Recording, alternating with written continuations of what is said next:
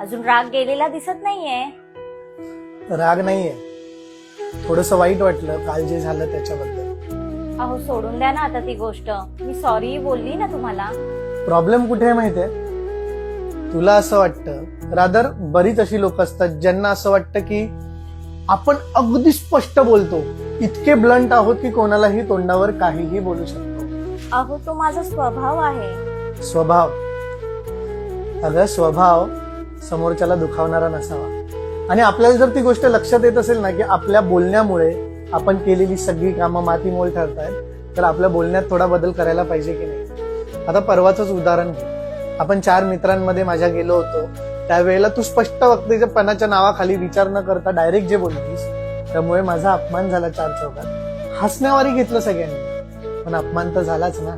आणि प्रॉब्लेम काय होतो माहितीये का, आपला हा जो स्वभाव असतो ना की मी तर बाई एकदम स्पष्ट बोलते, सगळ्यांना जे ते खरं खोटं सुनावते, त्या स्वभावात आणि उद्धटपणात अगदी बारीकशी लाईन आहे. ही जर लाईन क्रॉस झाली ना तर तो उद्धटपणा ठरतो.